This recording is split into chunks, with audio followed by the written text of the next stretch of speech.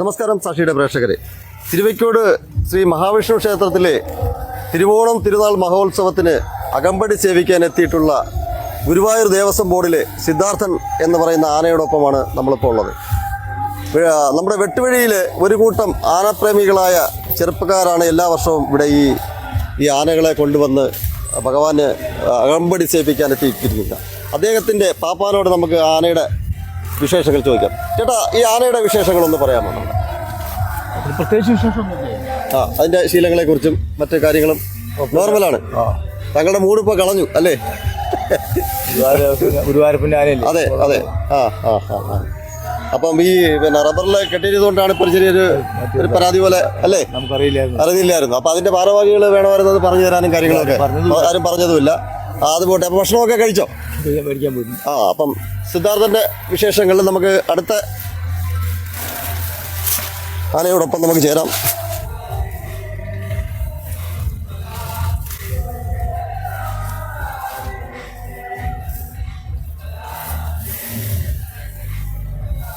അറിയാം.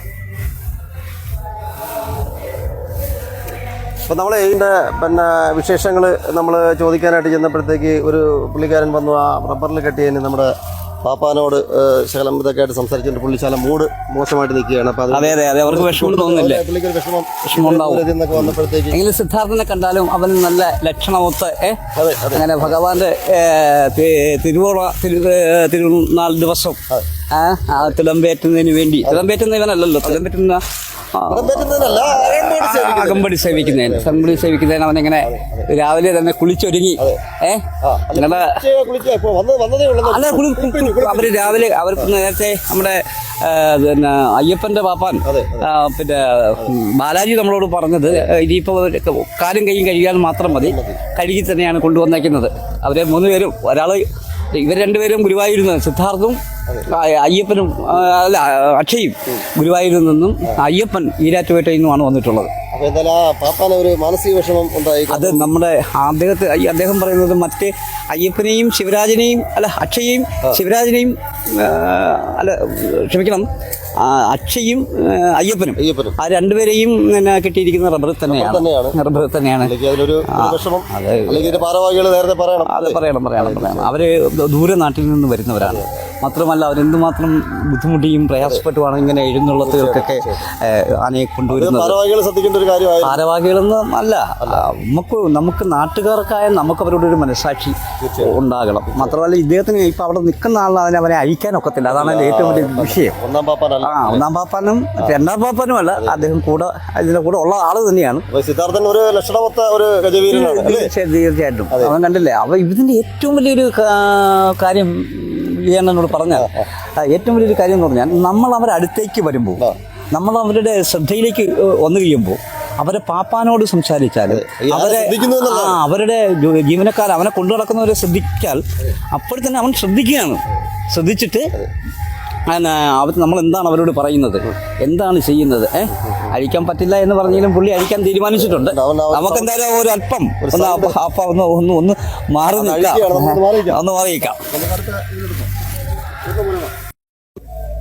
ഈരാറ്റുപേട്ട ഭഗവാന്റെ അകമ്പടി അയ്യപ്പൻ. അപ്പൊ അവന്റെ ആ ഒരു നല്ല ഗാംഭീര്യമുള്ള ഒരാളല്ലേ.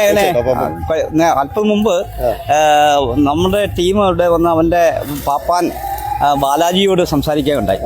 അപ്പം ബാലാജിയോട് സംസാരിക്കുന്ന ആ സമയം ഒക്കെ തന്നെ അവൻ വളരെയധികം ശ്രദ്ധിച്ചു. കാരണം ഈ വന്ന് നിൽക്കുന്നവർ നമ്മളെയൊക്കെ അവർക്ക് അറിയില്ലല്ലോ. അപ്പോൾ പറയുന്നത് കൊണ്ടും അതുകൊണ്ട് ശ്രദ്ധിക്കണം. പിന്നെ മാത്രമല്ല, ആ ബാലാജിക്ക് അടുത്തേക്ക് നമ്മൾ വന്നപ്പോഴേക്കും ബാലാജി അവിടെ ഇരിക്കുകയായിരുന്നു.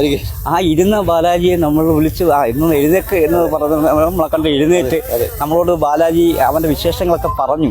അവൻ ശാന്തനാണ്, സൗമ്യ സ്വഭാവമുള്ളവനാണ്, അവൻ്റെ 1ാം പാപ്പാനായാലും 2ാം പാപ്പാനായാലും കൊണ്ടു നടക്കാം, അനുസരണയുള്ളവനാണ്. എന്നാൽ നമ്മുടെ അക്ഷയെ പോലെ വലിയ ഭക്ഷണപ്രിയനല്ല.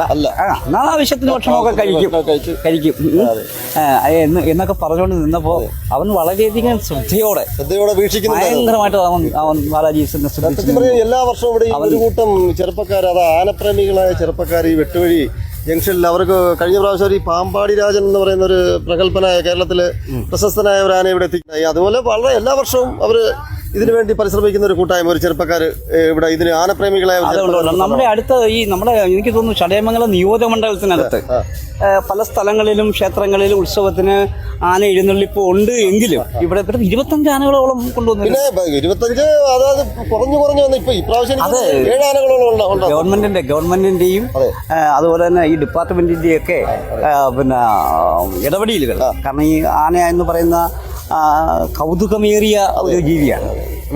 അപ്പൊ അത് വരുമ്പോഴേക്ക് ആൾക്കാർ തടിച്ചു കൂടുകയും ആൾക്കാർ ബഹളം വെക്കുകയും അവരെ ആ സന്തോഷം കൊണ്ടായിരിക്കാം. അല്ല, അത് മാത്രമല്ല, നമ്മുടെ ഈ തെക്കൻ കേരളത്തില് ഏറ്റവും പ്രശസ്തിയിൽ നിൽക്കുന്ന ഒരു ക്ഷേത്രമാണ് തിരുവായ്ക്കോട്. നമ്മുടെ കൊട്ടാരക്കരയിൽ നിന്ന് KSRTCയുടെ 2 ട്രിപ്പ് ക്ഷേത്രത്തിലേക്ക് വരുന്നുണ്ട്. അങ്ങനെ ഒത്തിരി പ്രത്യേകതകൾ. അതുപോലെ തന്നെ പാൽപ്പൊങ്കാല എന്ന് പറയുന്നത് കഴിഞ്ഞ വർഷം എനിക്ക് തോന്നുന്നത് 1200 പേരോളം പങ്കെടുത്തിട്ടുണ്ടെങ്കിൽ ഇപ്രാവശ്യം അത് ഏതാണ്ട് 1700ഓളം പേര് പങ്കെടുത്ത ഒരു ഭയങ്കര ഇതാണ് ഇതിൽ നിൽക്കുന്ന ഒരു ക്ഷേത്രമാണ്.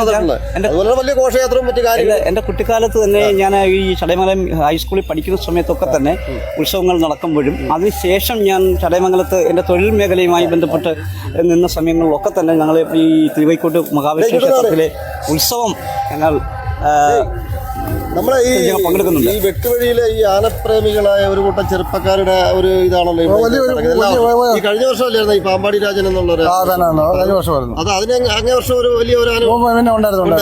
അപ്പൊ ആ കൂട്ടായ്മയെ കുറിച്ച് എന്തെങ്കിലും ഉണ്ട് ബാക്കി? പിന്നെ അവര് നമ്മളെല്ലാം കൂടെ തന്നെ വലിയ കഷ്ടപ്പെട്ടാണ് ഈ ഒരു ഇത്രയും ആനപ്രേമികളാണ് ഈ കാര്യങ്ങളെല്ലാം ചെയ്തത്. പിന്നെ ഭയങ്കര ചിലവാണ്. ഇപ്പം തന്നെ 3 ആന ഇറക്കി. 3 ആനയ്ക്ക് ഏതാണ്ട് 3 ലക്ഷം രൂപയ്ക്ക് പുറത്ത് ചിലവാണ്. 3 ആനയ്ക്ക് അത് ചിലവാണ്. അത് മാത്രമല്ല ഇതിന് ചിലവ് വേറെയാണ്. അവരുടെ ഒരു വർഷത്തെ ആനപ്രേമികൾ തന്നെയാണ് തീർച്ചയായിട്ടും. അപ്പൊ വെട്ടുവഴി എന്ന് പറയുമ്പോഴത്തേക്ക് വളരെ ഒരു ആനപ്രേമികൾ ഉള്ള സ്ഥലം തന്നെയാണ്. ശ്രീ മഹാവിഷ്ണുവിന്റെ അമ്പലത്തിൽ അവർ ചെയ്യുന്നതെന്ന് പറഞ്ഞാൽ ആനപ്രേമികൾ ചെയ്യുന്നത് തന്നെയാണ്. തീർച്ചയായിട്ടും. അപ്പൊ നമ്മുടെ തെക്കൻ കേരളത്തിൽ തന്നെ ഏറ്റവും പ്രശസ്തിയിൽ നിൽക്കുന്ന ഒരു ക്ഷേത്രമാണ് നമ്മുടെ. ഇപ്പൊ ഏറ്റവും കൂടുതൽ ആനയുള്ളതും ഇവിടെ തന്നെയാണ്. 25 ആന വരെ ഒരു കാലഘട്ടം ഉണ്ടായിരുന്നു. അത് കഴിഞ്ഞിട്ട് ഇപ്പൊ ഈ ഇത്രയും കഷ്ടപ്പെട്ട് ഇപ്പൊ ആന യഥാർത്ഥത്തിൽ കുറവാണ്. എല്ലാ അമ്പലത്തിലും കുറവാണ്. പിന്നെ ചെലവ് കൂടുതലും.